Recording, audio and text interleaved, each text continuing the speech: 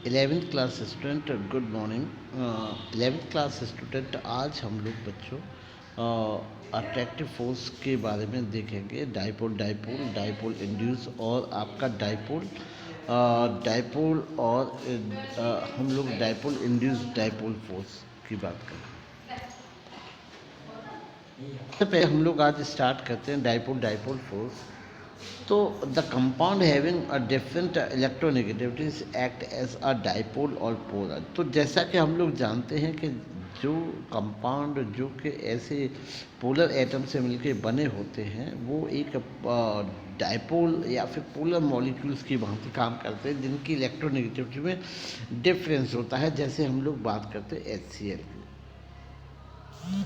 इनकी अगर हम बात करें HCl की तो हम लोग देखते हैं HCl में तो H और ये Cl, तो H आपका नेगेटिवली चार्ज होता है पार्शियल और ये आपका पॉजिटिव चार्ज होता है। इससे लगे हुए दूसरा जो एटम होगा HCl, तो यहाँ पर ये आपका पॉजिटिव चार्ज है और ये आपका नेगेटिव चार्ज है। तो यहाँ पे आपस में तो ये पॉजिटिव नेगेटिव के बीच में इंटरमॉलिकुलर होगा सो होगा। इसके अलावा जो दोनों के मॉलिक्यूल्स होंगे और भी जितने मॉलिक्यूल्स होंगे HCl के, उनमें भी आपस में dipole dipole movement due to difference in the electronegativity of corner ions.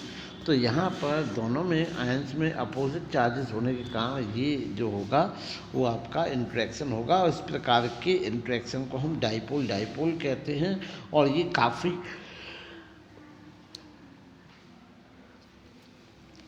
Prominent जो फोर्स होता है, काफ़ी प्रबलता से एक दूसरे मॉलिक्यूल्स को अटैच करता है। चलिए हम लोग देखते हैं dipole induce dipole force. The force of attraction exists only between the molecules with the permanent dipole and between the permanent dipole and non-polar molecule। तो डाइपोल इंड्यूस डाइपोल जो मॉलिक्यूल्स होता है वो ऐसे मॉलिक्यूल्स के बीच में होता है जिसमें एक मॉलिक्यूल्स तो आपका नॉन पोलर होता है और एक मॉलिक्यूल नॉन पोलर होता है, जबकि जब दूसरा मॉलिक्यूल होता है वो आपका पोलर होता है। अर्थात एक सिरे पर आपका पॉजिटिव और एक सिरे पर नेगेटिव चार्जेस डेवलप होते हैं। तो इसके जो इलेक्ट्रॉन जो क्लाउड होते हैं वो इसके द्वारा एक प्रकार से यहाँ पर भी इस मॉलिक्यूल में एक प्रकार से जो पोलैरिटी होती है वो इंड्यूस कर दी जाती है, जिसके कारण एक अट्रैक्टिव फोर्स लगता है जो कि आपके पोलर और नॉन पोलर जो मॉलिक्यूल्स होते हैं इनको एक दूसरे से बांधे रखने का काम करते हैं। तो इस प्रकार के जो अट्रैक्शन होता है इसको हम आपका डाइपोल इंड्यूस डाइपोल फोर्स कहते हैं। और इस प्रकार का जो फोर्स होता है वो आपका पोलर और कह सकते हैं नॉन पोलर मॉलिक्यूल के बीच में लगता है। अब बच्चों हम लोग देखते हैं डिस्पर्सन फोर्स और लंदन डिस्पर्सन फोर्स। तो इस फोर्स का जो खोज करने वाले साइंटिस्ट थे वो थे फ्रेंच लंदन, जिन्होंने इस फोर्स को 1930 में खोजा। तो सबसे पहले इन्होंने स्टडी किया और इसके बारे में एक्सप्लेन किया।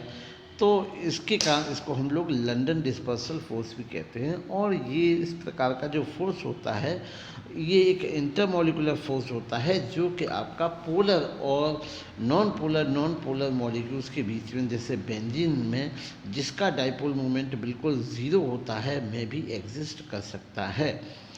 यहाँ पर हम लोग देखते हैं कि जैसे हम लोग कोई एग्ज़ाम्पल लेते हैं, एग्ज़ाम्पल के माध्यम से जैसे हम लोग देखते हैं कोई इनर्ट गैसेस के हम लोग दो मॉलिक्यूल्स लेते हैं और दोनों मॉलिक्यूल्स के जो इलेक्ट्रॉन क्लाउड्स होते हैं, इलेक्ट्रॉन क्लाउड्स की जो ओरिएंटेशन होती है, जो ज्योमेट्री होती है वो एकदम सेम होते हैं। अर्थात ये सिमेट्रिकल होते हैं, दोनों की स्ट्रक्चर सेम होते हैं। लेकिन किसी भी क्षण अगर इसकी सिमेट्री थोड़ी सी डैमेज हो जाती है और किसी भी ये मान के चले कि इसमें थोड़ा सा इंस्टेंटेनियस डाइपोल डेवलप हो जाता है, अर्थात यहाँ पर थोड़ा सा इसका जो साइज़ होता है उसमें थोड़ा सा ये मान के चलिए कि इसकी सिमेट्री भंग हो जाती है। तो यहाँ पर एक प्रकार से इंस्टेंटेनियस डाइपोल डेवलप हो जाता है, जिससे कि आपका यहाँ पर एक दूसरे मॉलिक्यूल से अट्रैक्शन स्टार्ट हो जाता है। तो इस प्रकार के जो डाइपोल होता है ये आपका इंस्टेंटेनियस डाइपोल कहलाता है।